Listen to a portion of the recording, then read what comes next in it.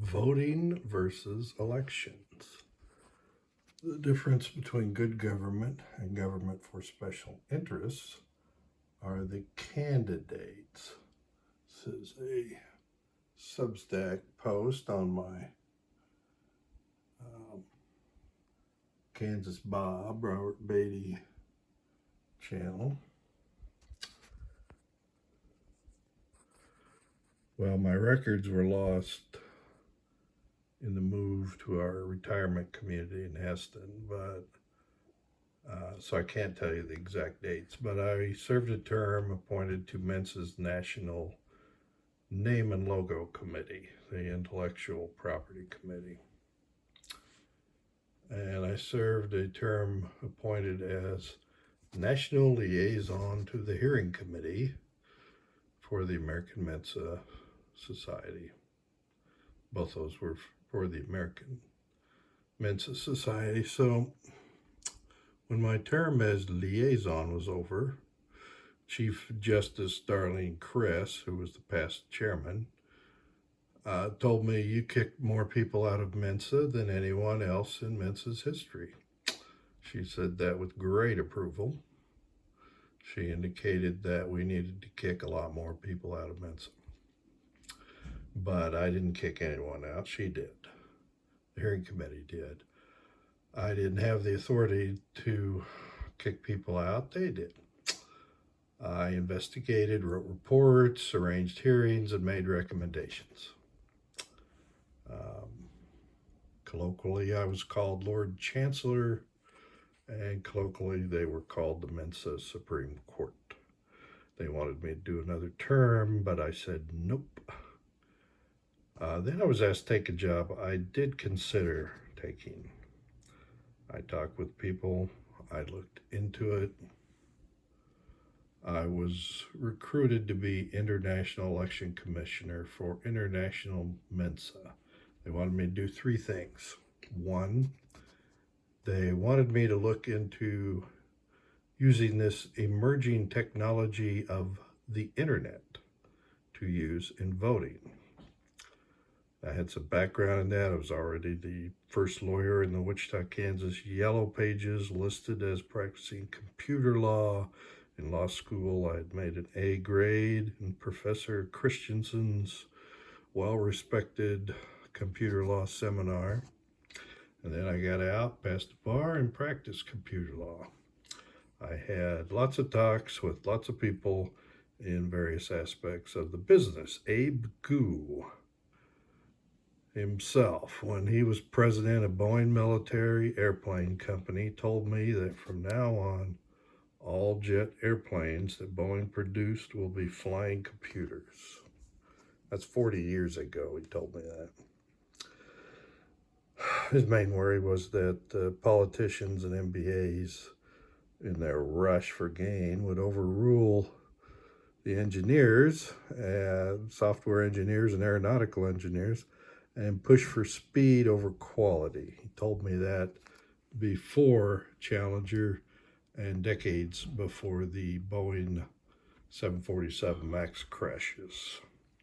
Two, they wanted me to look into a variety of voting methods, ranked choice voting, etc., etc.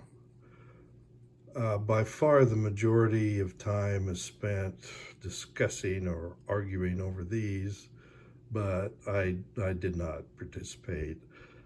I told them voting systems are irrelevant until the election system itself is improved. Voting and elections are really two different things to be considered. Three, they wanted me to manage the next international election. I would travel the world to discuss items 1, 2, and 3 with experienced election managers in Mensa and any others who would speak with me. They would pay for my travel, and I would write timely reports. For me, an elections nerd, who would later be recruited to my state's to be my state's chief election official, Kansas Secretary of State. I lost that election, but it was what their Mensa's offered me was a dream job.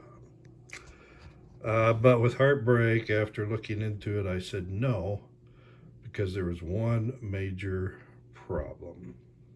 Now, going back to my experience, I had done legal work and volunteer work for nonprofits.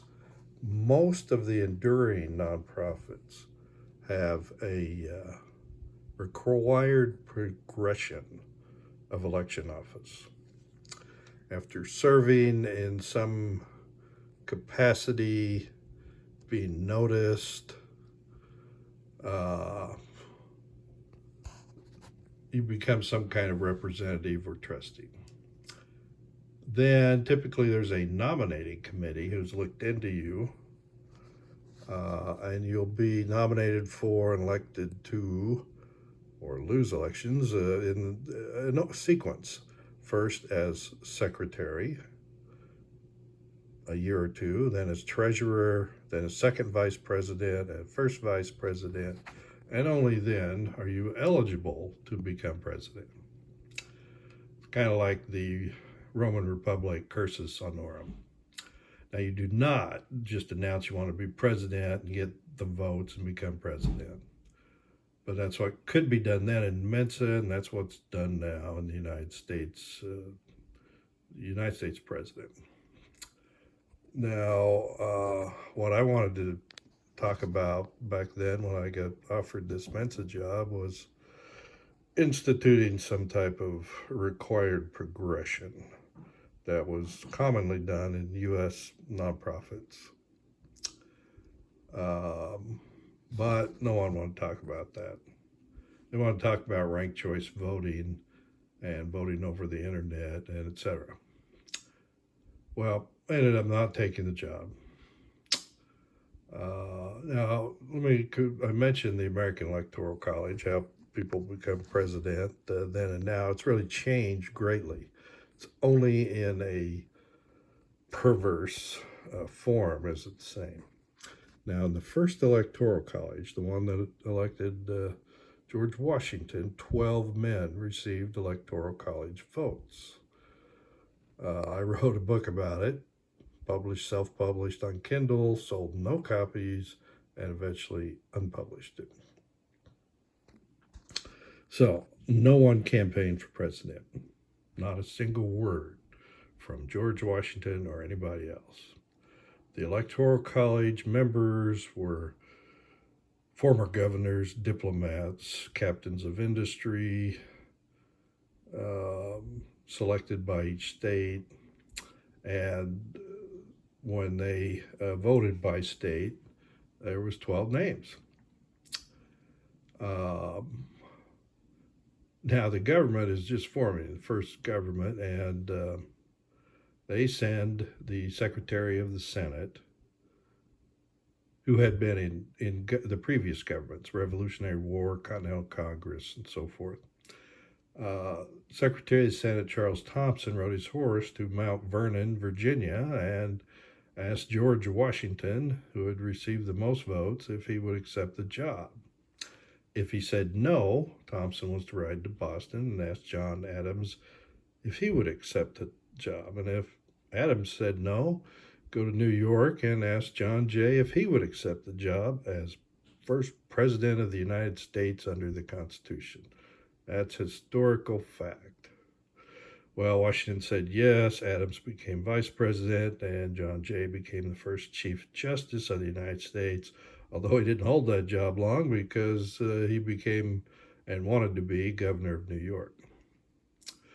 But in total contrast to that, where you have to be asked to be president, we now have the special interest government the founders opposed. Now, the first Electoral College happened the way elections were supposed to be. That's what the Constitutional Convention voted on, what the citizens voted on to ratify, and how it functioned.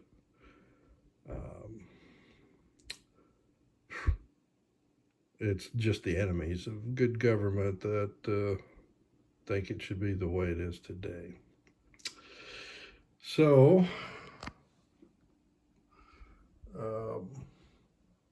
I'll publish more about this. I'm basically just going back to what I've already published and dividing it up into essays.